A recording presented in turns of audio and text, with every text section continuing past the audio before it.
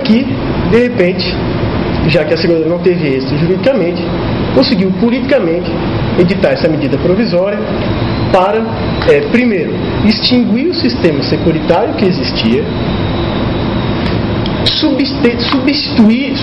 pedir a sua substituição nos processos pela União e, consequentemente, tirar esses processos da esfera estadual. Isso, evidentemente, pode trazer um caos muito grande. Por quê? Existiu uma discussão, logo que saiu essa medida provisória, de que se os atos seriam ou não anulados. Nós entendemos que há sim esse risco de anulação, principalmente porque é uma substituição de parte. E a União, evidentemente, tem direito a todo o contraditório. Ela tem direito sim a pedir a repetição de provas, ela tem direito a pedir repetição de perícia. E outra, os atos praticados pelo juiz estadual, eles serão mantidos através de um critério subjetivo do juiz federal que receber esse processo. Portanto, nós pensamos que há sim um risco muito grande de processos que estão tramitando há 9, 10, 8 anos retroagindo. Temos medo sim que esses aluguéis sejam suspensos. Como foi dito aqui, são milhares de famílias que recebem aluguéis em razão da interdição dos prédios e as seguradoras, através da antecipada, têm que pagar esses aluguéis até o final da ação. Então, pensamos que há sim esse risco, o que na prática já vem, inclusive, acontecendo. Juízes estaduais que olharam a medida provisória, não declinaram a competência, mas não estão liberando os alvarás dos aluguéis mensais, porque querem esperar isso virar lei. Já existe pelo menos 500 famílias aqui em Pernambuco que já estão desde dezembro sem receber os aluguéis em razão de juízes estaduais que, em função da medida provisória, não estão mais liberando. Outra questão que nós batemos é que entendemos que essa medida provisória é totalmente inconstitucional. Evidentemente que isso depende de uma discussão no STF, de uma ação declaratória, etc.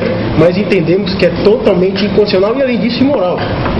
Porque o governo está querendo pagar uma conta que não é dele. O governo está se intervindo num contrato privado, firmado entre um cidadão e uma empresa privada. E ele está extinguindo isso.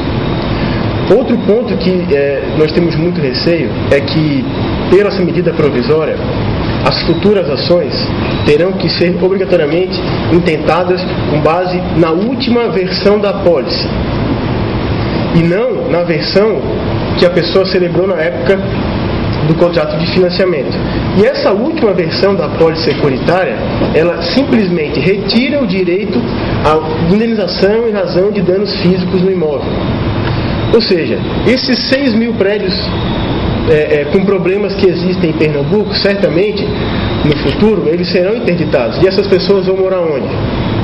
E se entrarem na justiça, terão que discutir contra a União com base numa apólice que não lhes dá mais direito ao seguro.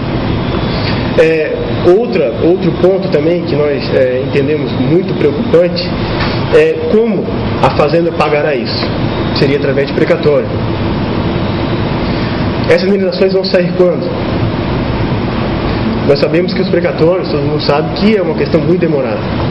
Então, está sim sendo subtraído muitos dos direitos que os mutuários adquiriram quando firmaram seus contratos.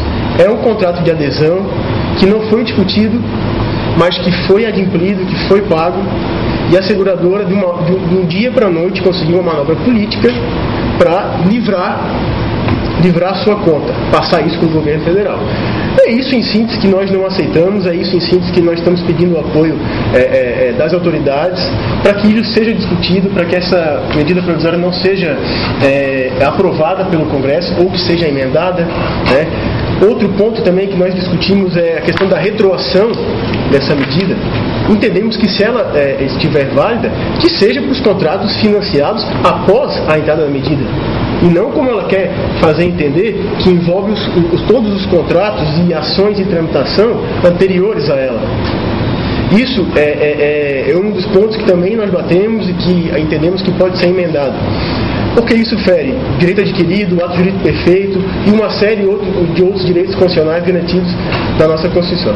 Então, em síntese, o que nós pretendemos é discutir a aprovação dessa medida provisória, porque sim, muitos dos direitos dos mutuários estão sendo subtraídos. Eu já vi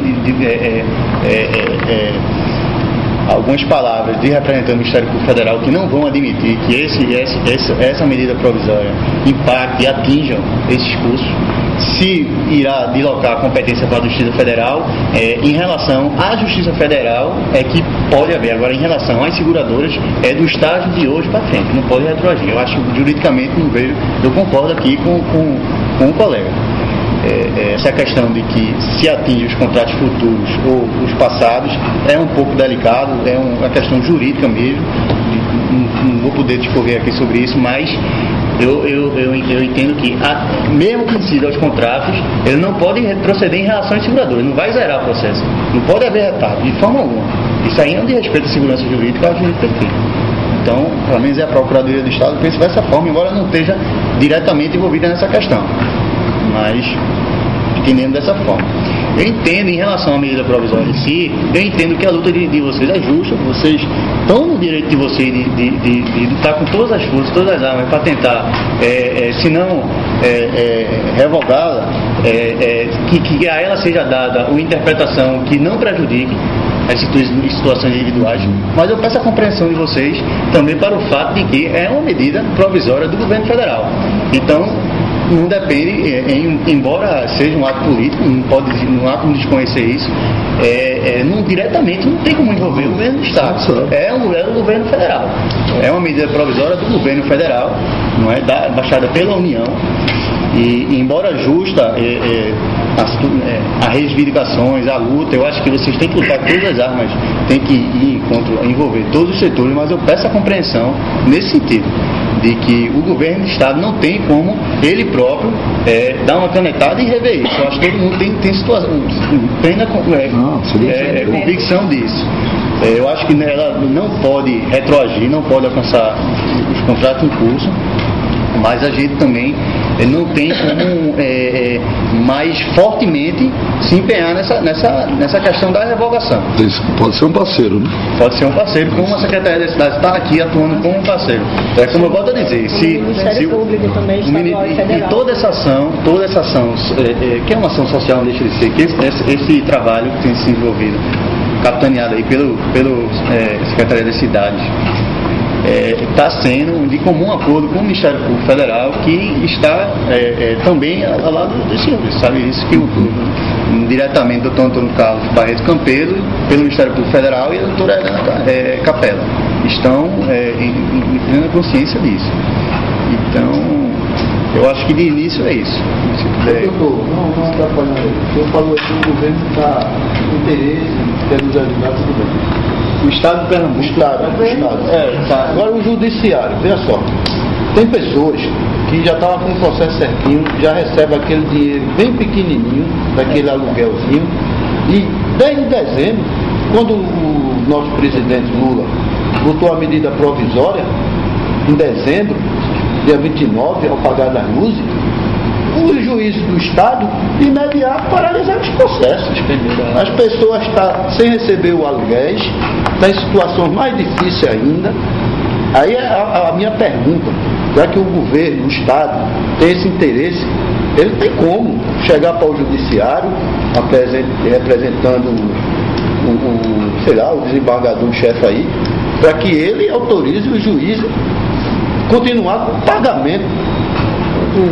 Não é tão simples quanto isso, né? Porque o Poder Judiciário é um órgão autônomo, a gente não tem como interferir nisso. Eu acredito que não vou tecer críticas a juiz Albert, né? Não posso nem fazer isso. Eles estão aí com receio, ainda não estão entendendo muito bem o sentido, o alcance dessa medida provisória e estão cautela. Eu sei que essa cautela é ruim demais, os senhores, mas não tem como o Estado de Pernambuco, o governo do Estado, o Poder Executivo, se interferir nessa questão, não tem como. Aí eu vou, o colega sabe disso. A sensibilidade deles, né? Tem como solicitar a sensibilidade dele para rever essa questão. Mas eu acho que a sensibilidade, eu acho que ela vai ser refletida, tem um maior impacto aqui, como os senhores estão fazendo.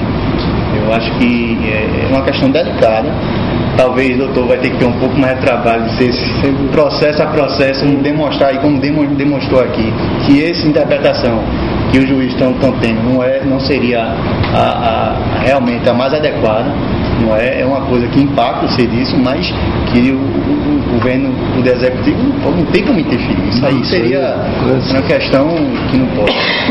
A Constituição não permite isso, embora haja sensibilidade.